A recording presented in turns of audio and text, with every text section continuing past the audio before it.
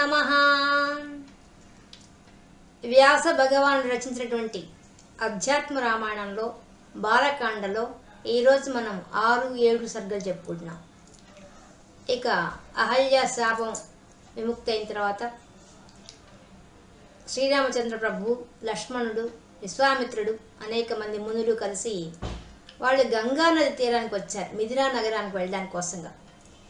అప్పుడు ఆ సమయంలో అక్కడున్న పడవ నడిపే నావికుడు వచ్చేసి శ్రీరామచంద్రమూర్తితో అంటున్నాడు, నేను ఈ మధ్య ఒక వార్త విన్నాను, మీ పాదానికి ఏదో ఒక చూర్ణం ఉందంటే ఆ చూర్ణం తగిలితే మనిషి రాళ్ళు కాస్త స్త్రీలు అయిపోతున్నారట, మీకు అంతటి మహత్యం ఉందండి ఈ పాదాల్లో, కాబట్టి అటువంటి పాదాలు తీసుకొచ్చి నా నావ మీద పెడితే నా నావ చక్కదే, కానీ అది కూడా స్త్రీ అయిపోయింది అనుకో ఒకవేళ, అప్పుడు నా పరిస్థితి ఏంది, మా కుటుంబ పరిస్థితి ఏంది, నా ఎట్లా జీవితం గడవాలి, కాబట్టి నేను ఆ గంగాజలం తీసుకొచ్చి మీ పాదాలు శుభ్రంగా కడుగుతాను, ఆ తర్వాత నావ ఎక్కండి అన్నట.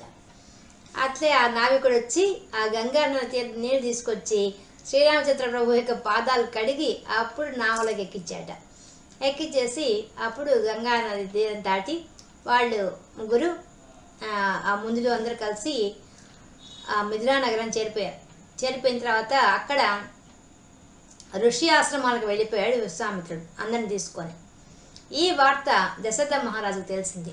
వెంటనే ఆయన, అబ్బో విశ్వామిత్రుడు అంతటి మన ఋషి మన నా యజ్ఞం చూడడానికి కోసం వచ్చాడని చెప్పి ఆనందంతో వెంటనే ఆ ఋషులంజ ప్రాంతానికి వచ్చాడు. వచ్చి ఆ విశ్వామిత్ర మహర్షికి అర్ఘపాద్యాలు ఇచ్చి శతానందుని కూడా తీసుకెళ్ళి గౌరవించి పూజించి అప్పుడు ఒకసారి చూస్తే పక్కన రామలక్ష్మణుని చూశాడు. చూడంగానే ఆయన వెంటనే అడుగుతున్నాడు విశ్వామిత్ర మహర్షిని, ఏమని, ఎవరు వీళ్ళిద్దరు చూస్తుంటే అంత నరనారాయణలాగా ఉన్నారు, సూర్యచంద్రుడిలాగా వెలిగిపోతున్నారు, ఎవరు వీళ్ళిద్దరు, వీరి గురించి నాకు చెప్పవలసింది అని అడుగుతాడు. అప్పుడు ఆయన ఆ విశ్వామిత్ర మహర్షి చెప్తున్నాడు, ఏమని, వీళ్ళిద్దరు దశరథ మహారాజు యొక్క కుమారులు, వీళ్ళు అన్నదమ్ముళ్ళు.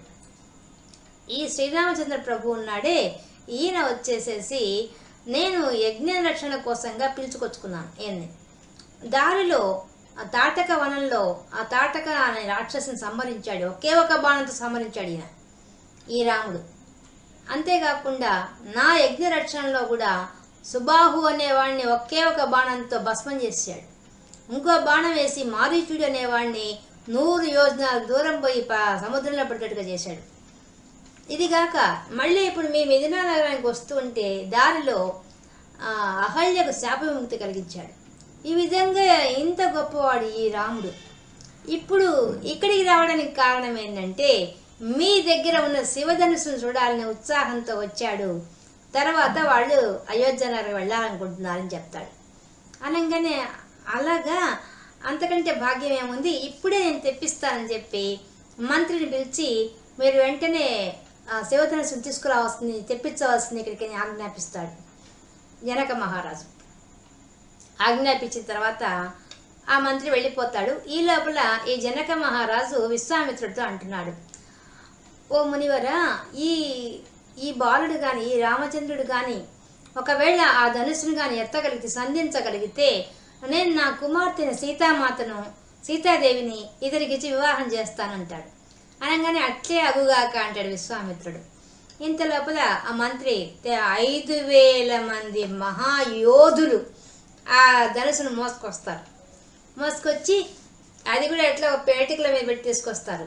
అదంతా వజ్రాలతో, రత్నాలతో, మాణిక్యాలతో అంతా అలంకరించబడి తీసుకొస్తారు. మువ్వలు అన్నీ ఉంటాయి దానికి. అప్పుడు వచ్చిన తర్వాత విశ్వామిత్రుడి యొక్క ఆజ్ఞ ప్రకారంగా శ్రీరామచంద్ర ప్రభువు పోయి ఆయన ఊరికే ఎడం చేత్తో ఎత్తి 5000 మంది మోసుకొచ్చిన దాన్ని ఆయన ఎడం చేత్తో ఎత్తేస్తాడు.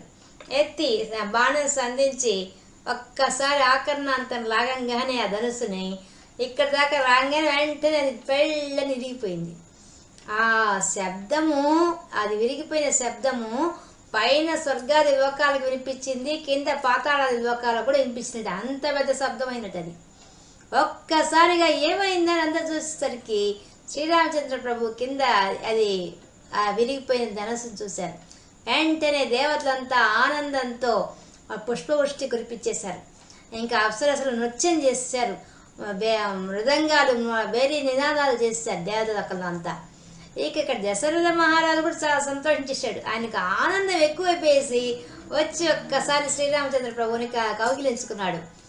నేను ఎలా దీన్ని ఎందుకు పెట్టానంటే, ఈ విధంగా ధనుసు ఎత్తాలని పెట్టాను, నా కుమార్తె వివాహం కోసంగా పెట్టాను. దీన్ని తగిన వాడి వచ్చి చేసరికి ఆనందం ఉప్పొంగిపోతాడు ఆయన చేసేసి. అప్పుడు ఆయన చెప్తున్నాడు, ఎవరికి దశరథ వెంటనే చెప్తున్నాడు, ఈ విషయం అంతఃపురంలో ఉండే స్త్రీలకు సీతాదేవి కూడా తెలిసిపోయింది, ఇంకా శివధనస్సు భంగమైందని అనగానే ఇంకా అక్కడుండే స్త్రీలంతా చాలా సంతోషించేశారు. సీతామాత సంతోషించేసింది. ఆమెను వెంటనే సర్వ అలంకారాలు చేసి ఆమెను తీసుకొచ్చారు. అంతఃపుర స్త్రీలంతా తీసుకొని వస్తే ఆమె బంగారు వనతో ఉన్నది. దాని కూడా బంగారు మాల తీసుకొని వచ్చిందట. వచ్చి శ్రీరామచంద్ర ప్రభు యొక్క మెళ్ళలో వేసింది. ఆమె వేయంగానే అందరూ ఆనందపడిపోయారు. ఇంకా జనక మహారాజుకి ఇంకా ఆనందమే ఆనందం అసలు. వెంటనే ఆయన విశ్వామిత్రుడితో అంటున్నాడు, ఓ మునివరా, మీ ఆజ్ఞ అయితే నేను దశరథ మహారాజుని వాళ్ళ బంధుమిత్ర సపరివారంగా రమ్మని పంపిస్తాము అనగానే పంపించు అంటాడు. వెంటనే భటులను పిలిపించి అతి వేగంగా పోయేవాళ్ళని కాస్త పంపిస్తారు. ఎక్కడికి? అయోధ్య నగరానికి పంపించి ఆ దశరథ మహారాజుకు మా యొక్క విన్నపంగా చెప్పవలసింది అని చెప్పగానే వాళ్ళు వెళ్ళి ఆ దశరథ మహారాజుకు చెప్తారన్నమాట. ఈ విధంగా శ్రీరామచంద్ర ప్రభువు శివధనుసును భంగం చేశారు, సీతామాతతో వివాహం జరగబోతోంది, మీరందరినీ రమ్మని చెప్పి జనక మహారాజు విశ్వామిత్ర మహర్షి చెప్పారనగానే ఇక దశరథ మహారాజుకు ఆనందమే ఆనందంలో మునిగిపోతాడు ఆయన. ఒక్కసారిగా వెంటనే వశిష్ఠుడిని అరుంధతిని పిలిపించేస్తాడు. ఒక పక్క అందరికి చెప్పేస్తారు, రథాలు సిద్ధం చేయండి, గజాలు సిద్ధం చేయండి, అశ్వాలు సిద్ధం చేయండి, అందరూ బయలుదేరండి. కౌసల్యకి అందరికి చెప్పేస్తాడు, అందరూ సిద్ధంగా అండి, భర్తుడికి శత్రుఘ్నుడికి అందరికి చెప్తాడు, తొందరగా సిద్ధంగా అండి, అందరం వెళ్దాము మిథిలా నగరానికి అని చెప్పి ఆ పైన చెప్తాడు. నేను ముందు వెళ్తాను, నేను ఎప్పుడెప్పుడు రాముడిని చూద్దామో అనిపిస్తుంది నాకు, నేను వశిష్ఠ మహర్షి వెళ్ళిపోతాము, మీరంతా వెనక రండి అని చెప్పి బయలుదేరేసి వెళ్తారు. మిథిలా నగరానికి వెళ్ళంగానే ఆ జనక మహారాజు ఎంతో ఆనందంతో వచ్చి ఆ దశరథ మహారాజు వచ్చాడని తెలియంగానే వచ్చి అర్ఘ్యపాద్యాదులు ఇచ్చి సత్కరించి తీసుకుపోయి ఆయనకి అన్ని ఏర్పాట్లు చేస్తాడు. ఆ దశరథ మహారాజు వాళ్ళ పరివారానికి అందరికీ అన్ని ఏర్పాట్లు చేస్తాడు జనక మహారాజు. ఆయన సంతోషంగా చెప్తాడు. అప్పుడు ఆయన విశ్వామిత్రుడి యొక్క ఆజ్ఞ ప్రకారంగా లక్ష్మణుడికి తన కూతురు ఊర్మిళని ఇస్తా అని, తన తమ్ముడి కూతుళ్ళని కూడా ఆయన భర్త శత్రుఘ్నుడికి వివాహం చేస్తానని చెప్పి మాట్లాడతాడు. అందుకు దశరథ మహారాజు సంతోషిస్తాడు. రాముడు లక్ష్మణుడు వచ్చి దశరథ మహారాజు పాదాలు నమస్కరిస్తారు. అంతే, ఇంకా రాముని పైకి లేపేసి ఒక్కసారిగా ఆయనకి కౌగిలించుకొని ముద్దు పెట్టుకొని ఆయన ఆనందం కాదు, నాయన నువ్వు విశ్వామిత్రుడితో ఆ మునితో రాబట్టి మనకింత శ్రేయస్సు కలిగింది, ఆయనతో రాబట్టి అని చెప్పి చెప్తాడు. ఇంకా ఆ యజ్ఞ విశేషాలు అవన్నీ ఇంకా విశ్వామిత్రుడు అని చెప్తాడు కదా, అవంతా విని ఇంక దశరథ మహారాజు మహాపులకితుడైపోతాడు. తర్వాత ఇంకా వాళ్ళు కళ్యాణానికి ఏర్పాట్లు చేస్తారు. అందరికీ అన్ని ఏర్పాట్లు జరుగుతాయి. అంగరంగ వైభవంగా జనక మహారాజు చాలా బాగా ఏర్పాటు చేస్తాడు. చేసి శుభముహూర్తాన్ని నిర్ణయించి శుభలగ్నం అందు వాళ్ళకి వివాహం జరిపిస్తారు. నలుగురికి వివాహం జరుగుతుంటే అప్పుడు దశరథ మహారాజు వచ్చి శ్రీరామచంద్రమూర్తి పాదాలు కడిగి ఆ నీటిని చల్లుకుంటాడు. బ్రహ్మాది దేవతలకు కూడా లభించని అదృష్టం నాకు లభించింది అని చెప్పి ఆయన పాదాలు కడిగి నీటిని చల్లుకుంటాడు ఆయన తల మీద. ఇంకా అప్పుడు శతానందుడు వాళ్ళంతా వచ్చి ఆ వివాహం సక్రమంగా జరిపిస్తారు. వశిష్ఠుడు వాళ్ళంతా కూడా ఇంకా అందరూ కూర్చుంటారు. సీతాదేవి పక్కన వచ్చి రాముడు కూర్చోగానే అప్పుడు జనక మహారాజు చెప్తున్నాడు, నేను ఈ సీతామాతకు వివాహం చేయడానికి కోసంగా ఈ శివధనుసును పణంగా పెట్టాను. ఎందుకు పెట్టాల్సి వచ్చిందంటే అది చెప్తున్నాడు, కారణం చెప్తున్నాడు ఆయన. నాకు ఈమె నేను మా యజ్ఞం కోసంగా భూమిని చదును చేస్తుంటే, భూమిని దున్నుతుంటే ఆ నాగేటి చాలుకు ఈ ఈ బిడ్డగా దొరికింది నాకు ఈ సీత. ఈమెను నేను తెచ్చి నేను నా భార్య అల్లారు ముద్దుగా పెంచుకుంటున్నాం. ఇలా ఉండగా ఒకరోజు నారద మహర్షి వచ్చాడు మా దగ్గరికి. వచ్చి ఆయన మాటలలో ఏం చెప్పాడంటే, అయ్యా, బ్రహ్మదేవుని యొక్క ప్రార్థన మేరకు పరమాత్మ ఈ భూమి మీద అవతరించాడు. అది కూడా ఆయన తనను నలుగురుగా సృష్టించుకున్నాడు. అది దశరథ మహారాజు కొడుకుగా వచ్చాడు ఆయన.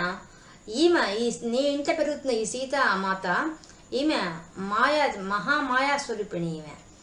ఈమె ఎప్పటికైనా రామునికే భార్య కావాలి. నువ్వెవరెవరికి వచ్చి పెళ్లి చేయాలనుకుంటావేమో ఈమెకు సంబంధాలు చూసి, కానీ ఈమెను ఖచ్చితంగా ఆ రాముడే వివాహం చేసుకోవాలి. ఎన్ని జన్మల్లో ఎన్ని అవతారాలు ఎత్తినా వీళ్ళిద్దరే భార్యాభర్తగా ఉంటారు. కాబట్టి ఆమె ఆయన తప్పించి ఇంకెవరిని వరించదు. ఆయనకు చెందిన ఆ వ్యక్తి ఆమె. కాబట్టి నీవు మాత్రం ఎట్టి పరిస్థితుల్లో ఇంకో సంబంధం చూడడానికి లేదు, ఏమైనా ఆయనకే ఇచ్చి వివాహం చేయాలని చెప్పాడు. ఇంకా అప్పటి నుంచి నాకు దిగులైపోయింది. ఏ విధంగా ఇతర రాజకుమారులంతా వస్తున్నారు, వాళ్ళని అరికట్టాలంటే ఒకటే మార్గం ఆలోచించి త్రిపురాసుర సంహార సమయంలో ఆ తర్వాత శివుడు మా తాతగారికి ఈ శివధనుసు న్యాసంగా ఇచ్చాడు. అది అప్పటి నుంచి మా వంశంలో ఉంది ఈ శివధనుస్సు. ఇది చాలా బలిష్టమైనది, దీన్ని ఎవరు ఎత్తలేరు. కాబట్టి నేనేం చేశాను, దీన్ని పణంగా పెట్టి ఇది ఎక్కువ పెట్టిన వాళ్ళకే నేను సీతనిచ్చి వివాహం చేస్తా అని పెట్టాను. యుక్తిగా నేను ఈ పన్నాగం పని పెట్టాను. దీనివల్ల ఎవరూ రాలేదు. ఇప్పుడు శ్రీరామచంద్ర ప్రభు నువ్వే వచ్చి దీన్ని ఎత్తడం వల్ల వివాహం జరిగింది. కాబట్టి ఈ విధంగా జరిగింది. నాకు అవన్నీ గుర్తుకొస్తున్నాయి, మీకు ఇవన్నీ విషయాలు చెప్తున్నా అని చెప్పి అన్ని విషయాలు దశరథ మహారాజు అందరూ కూర్చోవడంగా చెప్తున్నాడు. ఆయన రాముడికి చెప్తూ రాముడితో అంటున్నాడు ఇంకొక మాట, ఎంత భాగ్యమయ్యా నాది, బ్రహ్మదేవుడు అంతటి వాడు వచ్చి నీ పాదాలు కడిగి తీర్థం సేవిస్తాడే, అటువంటి పాదాలు పట్టుకునే భాగ్యం నాకు కలిగింది. అంతేకాదు ఆ బలి చక్రవర్తి శిరస్సు మీద నీ పాదం పెట్టి ఆయన ఇంద్ర పదవినే పొందాడు. అటువంటి నీ పాదాలని నేను కడిగి కన్యాదానం చేసే భాగ్యం కలిగింది. కాబట్టి నిన్ను నేను శరణు వేడుతున్నాను అని చెప్పాడు. ఆ తర్వాత వాళ్ళంతా కూడా మేము ఇంకా బయలుదేరుతాము అయోధ్య నగరానికి అని చెప్పగానే అప్పుడు జనక మహారాజు వాళ్ళందరికీ మర్యాదపూర్వకంగా దశరథ మహారాజుకి రాముడు, లక్ష్మణుడు, భరతుడు, శత్రుఘ్నుడు అందరికీ కూడా ఎన్ని ఇస్తున్నటువంటి కానుకలు, 100 కోట్ల సువర్ణ ముద్రలు ఇచ్చాట, 10,000 రథాలు ఇచ్చాట, 10 లక్షల గుర్రాలు ఇచ్చాట, 600 ఏనుగులు ఇచ్చాట, 3 లక్ష పదాతి దళం ఇచ్చాట, 300 దాసీ జనాన్ని ఇచ్చాట. అన్ని ఇచ్చేశాడు. మళ్ళీ సీతామాతకు మళ్ళీ ఆమెకు వచ్చేసేసి దివ్య వస్త్రాలు ఇచ్చాట, ముత్యాలు ఇచ్చారట, రత్నాలు, మళ్ళీ మంచి మంచి హారాలు అన్నీ ఇచ్చాట. ఆమెకి అన్నీ ఇచ్చి పంపుతుంటే తల్లి వచ్చి సీతామాతను కౌగిలించుకొని దుఃఖిస్తూ ఆమె చెప్తోందట, అమ్మా నువ్వు అత్తగారింటికి పోతున్నావు, అక్కడ నీ అత్తగారింట్లో అందరి దగ్గర కూడా నువ్వు అత్తమామను అనుసరించి ఉండాల్సింది, నీ భర్తను అనుసరించి ఉండవలసింది, నీ అత్తమామలకు సేవ చేయవలసింది అని ఆమె చెప్పిందట. చెప్పి అందరు వీడ్కోలు ఇచ్చారు. ఇంక జనక మహారాజు అయితే దుందువులు మోగిచ్చాడు. అక్కడంతా వాళ్ళ నగరంలో అంతా కూడా రాసమర్యాదగా వాళ్ళందరినీ అయోధ్య నగరానికి పంపించేశాడు. బయలుదేరుతుంటే చాలా బాధపడ్డాడు జనక మహారాజు, వాళ్ళ భార్య వాళ్ళంతా. చిన్నగా వీళ్ళు బయలుదేరి వస్తూ ఉంటే దారిలో అయోధ్య నగరానికి వస్తున్న సమయంలో దశరథ మహారాజుకు కొన్ని అశుభ శకునాలు ఎదురుపడ్డాయి.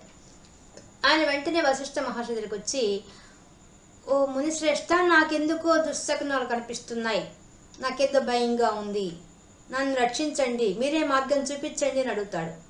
అప్పుడు ఆయన ఉండి వశిష్ఠ మహర్షి చెప్తాడు, ఏమి దిగులు పడాల్సిన అవసరం లేదు, మీరు అశుభ శకునాలు ఎలా కనిపిస్తున్నాయో శుభ శకునాలు కూడా కనిపిస్తున్నాయి, రెండు ఒకేసారి కనిపిస్తున్నాయి. అంటే వచ్చే ఆపద చాలా సునాయాసంగా తొలగిపోతుంది, కాబట్టి మీరేమీ దిగులు చెందవద్దు అంటూ ఉంటాడు. ఎంత పెద్ద గాలి దుమారం వచ్చేస్తుంది, దుమ్మంతా వచ్చి అందరి కళ్ళల్లో పడిపోతుంది. వాళ్ళకి అసలు ఏం జరుగుతుందో కూడా తెలియనంత స్థితికి వెళ్ళిపోతారు ఉన్నట్టుండి. అప్పుడు వాళ్ళ ముందు సూర్యకాంతితో వెలిగిపోతున్నటువంటి ఒక దివ్య పురుషుడు కనబడతాడు. జటాజూటంతో ధనుసు పట్టుకొని పరశువుని పట్టుకొని వచ్చి నిలబడతాడు. ఒక్కసారి ఆయన చూడంగానే పరశురాముడిని గుర్తిస్తాడు. ఈయనే కదా మా క్షత్రియులందరినీ కూడా సంహరించిన వాడు, ఈయన కార్తవీర్యార్జుని సంహరించిన వాడు అని చెప్పి వెంటనే వచ్చి ఆయనకి అర్ఘ్యపాద్యాదులు ఇచ్చి గౌరవిద్దామని పోయేసేసి రక్షించు మహాప్రభు అని చెప్పేసి వెంటనే ఆయన అందులో ఎర్రగా కళ్ళు పెట్టుకొని వస్తాడు పైన. ఆయన కోపం రూపం చూడంగానే భయపడిపోయి దశరథ మహారాజు నా బిడ్డను రక్షించు రక్షించు అని చెప్తాడు. అక్కడ ఏమీ జరగక ముందే ఆయన ముందే నేస్తాడు. కానీ దశరథ మహారాజు అస్సలు పట్టించుకోకుండా ఆ పరశురాముడు ముందుకొచ్చేసి రాముడితో అంటున్నాడు, ఓరి క్షత్రియాధమా, నీవు రామ అని నా పేరే పెట్టుకొని తిరుగుతున్నావట. నువ్వేదో ఎప్పటిదో పాతకాలం నాటి ఒక ధనుస్సును శివధనుసుని విరిచావట. నీ గొప్పతనం ఏముంది అక్కడ? నీకు అక్కడ పాత ధనుసుని విరవడం పెద్ద గొప్ప. నీవు నా దగ్గరుండే వైష్ణవ ధనుసుని సంధిస్తే ముందు సంధించగలిగితేనే నువ్వు గొప్ప. నా సంధించు, లేదా మిమ్మల్ని అందరినీ సమ్మతిస్తాను నేను అంటాడు. అప్పుడు రాముడు ఒక నవ్వు నవ్వి వెంటనే ఆయనకి ఏం మాట్లాడు, వెంటనే ఆయన చేతిలో ఉంచి ఆ ధనుసు తీసేసుకొని వెంటనే పట్టుకొని సంధించి చెప్తాడు, ఎక్కడ వేయమంటావు బాణం? నువ్వు సంపాదించిన పుణ్యం మీద వేయమంటావా, లేదా నువ్వే భూమిలో కూరుకోబోయే రకంగా ధనుసు బాణం సంధించమంటావా? నేను సంధిస్తే మాత్రం ఏం చేయడానికి లేదు, ముందే చెప్తున్నానంటాడు. నా నియమం అది, నేను సంధిస్తే వెంటనే బాణం వేయాల్సిందే, కాబట్టి ఎక్కడ వేయాలో నువ్వే చెప్పు అంటాడు. అప్పుడు ఒక్కసారి చూస్తాడు. ఎందుకు? తన ధనుసు తన చేతిలో ఆయన తీసుకున్నప్పుడే ఆయనకు అర్థమైపోతుంది. పులకించిపోతాడు ఆ పరశురాముడు. వెంటనే ఆయన అనేస్తున్నాడు, నువ్వెవరో నాకు తెలిసిపోయింది. నువ్వు ఇంతకు ముందు నేను ఈ గొప్ప తపస్సు చేశాను. నేను గండకీ తీరంలో పోయి నేను విష్ణుమూర్తి కోసం తపస్సు చేస్తాను. అప్పుడు నాకు విష్ణుమూర్తి ప్రత్యక్షం అయ్యి ఆయన యొక్క శక్తిని నాకు ఇచ్చాడు. ఇస్తూ నాకేం చెప్పాడంటే, నేను కొంతకాలానికి నేనే అవతరిస్తాను రాముడిగా, అప్పుడు దశరథ కుమారుడిగా నేను వస్తాను. అప్పుడు నా శక్తిని నేను తిరిగి తీసేసుకుంటాను. ఆ తర్వాత నువ్వు తపోభూమిపై తపస్సు చేసుకోవాల్సి వస్తుంది, కల్పాంతం వరకు నువ్వు ఉంటావని నాకు అప్పుడు చెప్పాడు. అది ఇప్పుడు నాకు గుర్తుకొస్తున్నది. కాబట్టి ఇప్పుడు నాకు అర్థమైంది నువ్వెవరో. నువ్వు సాక్షాత్తు విష్ణుమూర్తి అంశతో వచ్చావు, కాబట్టి నువ్వే పరబ్రహ్మ స్వరూపాన్ని నువ్వే. కాబట్టి నేను ఇక్కడి నుంచి స్తోత్రం చేస్తున్నాడు. మనం ఇక్కడ అధ్యాత్మ రామాయణాన్ని మనం గమనిస్తే ఒక్కొక్క సర్గలో ఒక్కొక్కరు స్తోత్రం చేస్తున్నారు. ఇప్పుడు 6వ సర్గలో దశరథ మహారాజు స్తోత్రం చేశాడు. ఇప్పుడు 7వ సర్గలోకి వచ్చేసరికి ఈ పరశురాముడు స్తోత్రం చేస్తున్నాడు. ఎంతమంది అహల్య స్తోత్రం చేసింది. కానీ ఈ స్తోత్రాలన్నింటికి కూడా వాళ్ళు ఏం చెప్తున్నారు? ఫలశ్రుతి చెప్తున్నారు. వ్యాస మహర్షి ప్రతి స్తోత్రం రచించి ఆ స్తోత్రం చదివితే వచ్చే ఫలితం చెప్తున్నాడు. అన్ని ఫలితాలు చెప్తున్నారు. గొప్ప విషయం ఇది. చాలా బాగుంది ఈ విధంగా ఆయన రచించిన విధానము. ప్రతి దాంట్లో ఒక స్తోత్రం చేయడం, ఆ స్తోత్రం మనం చదివితే మనకు వచ్చే ఫలితం చెప్పడం గొప్ప విషయం. ఆమెన అంటున్నాడు ఆ పరశురాముడు ఆ విష్ణుమూర్తితో శ్రావణుడితో అంటాడు, సయేవ విష్ణుస్త్వం రామ జాతోసి బ్రాహ్మణార్జిత మై స్థితం తు తత్వేజైవ పునరాహృతం. ఆ బ్రహ్మదేవుడి కోరిక ప్రకారంగా నువ్వు ఈ భూలోకంలో అవతరించిన సాక్షాత్తు విష్ణువు నేను కనుక్కున్నాను. పరబ్రహ్మ స్వరూపాన్ని నువ్వు. కాబట్టి బ్రహ్మదేవుడి భూభారం తగ్గించడానికి కోసంగా నిన్ను ప్రార్థిస్తే నువ్వు అవతరించావు. నాలో ఉన్న తేజము నువ్వు ఇప్పుడు తీసేసుకున్నావు. నాకు అర్థమైంది ఆ విషయం. కాబట్టి నా జన్మ సఫలమైపోయింది. ప్రకృతి కన్నా పరముడు అని నాకు అర్థమైంది. నీకు 6 వికారాలు లేవు. స్తోత్రంలో ఉండే అర్థం చెప్తున్నానండి, ఆ స్తోత్రంలో ఉండే భావం చెప్పుకుంటున్నాం. 6 వికారాలు లేవు. నిర్వికారుడివి, సర్వవ్యాపివి, పూర్ణుడివి.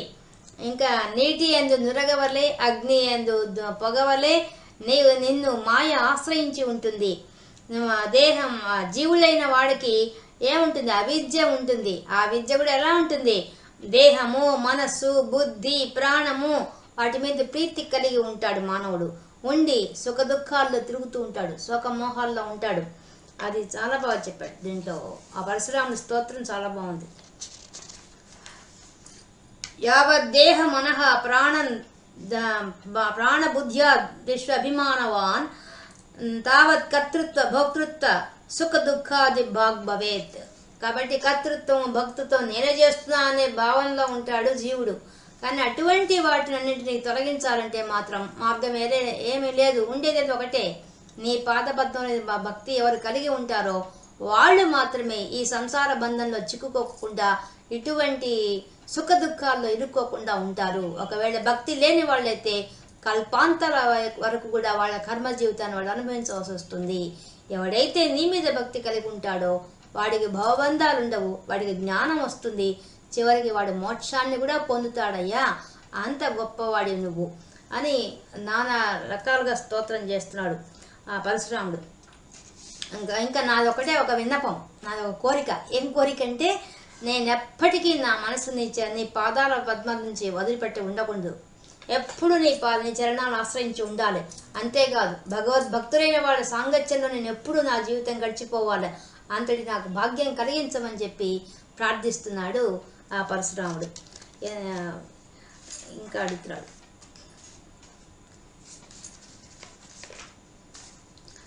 రాజా దశరథో హృష్టో రామం మృత్యు విభాగతం ఆలింగ్యాలింగ్య హర్షేణ నేత్రాభ్యాం జలముసృజత్ నమోస్తు జగతాం నాథ నమస్తే భక్తి భావన నమః కారుణీక అనంత రామచంద్ర నమోస్తుతే నమోస్తుతే నమోస్తుతే అని ఒకటే స్తోత్రం చేశాడు. చేసిన తర్వాత అప్పుడు ఆ రామచంద్ర ప్రభు, నువ్వు అనుకున్నట్టే జరుగుతుంది, నువ్వు భక్తుల సాంగత్యంలోనే ఉంటావు, ఎప్పటికీ నా మీద భక్తి ఉంటుంది, ఇక నువ్వు వెళ్ళవచ్చు, నువ్వు వెళ్ళి తపస్సు చేసుకో అని చెప్పగానే ఆయన తిరిగి మహేంద్రగిరికి వెళ్ళిపోయాడు. వెళ్ళిపోగానే ఒక్కసారి దశరథ మహారాజు రామచంద్రమూర్తిని చూసి ఇంకా ఆనందంగా మునిగిపోయాడు. ఎందుకంటే అప్పటిదాకా ఆయన ఏం జరుగుతుందో అంత ముందే దుశ్శకునాలు కనిపించాయి కాబట్టి భయపడిపోయాడు ఆయన. ఒక్కసారిగా రాముని వచ్చి కౌగిలించుకొని ఆనందంలో మునిగిపోయాడు ఆయన. మునిగిపోయేసేసి తర్వాత అందరు కలిసి అయోధ్య నగరానికి బయలుదేరారు, వెళ్ళిపోయారు. ఇంకా అయోధ్య నగరంలో ఘన స్వాగతం లభించింది. ఇంకా సీతారాములు, లక్ష్మణ ఊర్మిళ, భరత మాండవి, శృతకీర్తి, శత్రుఘ్నుడు వీళ్ళంతా కలిసి ఆ అయోధ్యలో చాలా హాయిగా కాలం గడుపుతూ ఉన్నారు. ఇలా కొంతకాలం గడిచిపోయిన తర్వాత కైకేయి యొక్క సోదరుడు యుధాజిత్తు అనే ఆయన వస్తాడు. వచ్చి ఆ దశరథ మహారాజు యొక్క ఆతిథ్యం స్వీకరించి ఆ దశరథ మహారాజుతో చెప్తాడు, నేను నా మేనల్లుండి మా ఇంటికి తీసుకువెళ్తానని కోరుతాడు. అప్పుడు ఆ దశరథ మహారాజు భరతుడిని శత్రుఘ్నుడు కూడా ఇచ్చి ఆ యుధాజిత్తు వెంట పంపించేస్తాడు. ఇంకా అక్కడి నుంచి కౌసల్యమాత, సీత, రామచంద్రులు వాళ్ళంతా ఎలా ఉన్నారంటే ఆ శచీపురంధరులాగా వాళ్ళిద్దరుంటే ఆ కౌసల్యమాత అతిథిలాగా ఉందని, ఈ విధంగా చాలా శుభంగా వాళ్ళ కాలం గడుపుతున్నారనే విషయాన్ని చెప్పడంతో ఈ బాలకాండ అయిపోయింది. ఈ రోజుతో అధ్యాత్మ రామాయణంలో మనకు బాలకాండ పూర్తయింది. అంటే 7 సర్గలతో ఉంది, 7 సర్గలు పూర్తయిపోయినాయి. ఇంకా మనం అయోధ్యాకాండతో కలుసుకుందాం. అంతవరకు సెలవు, స్వస్తి.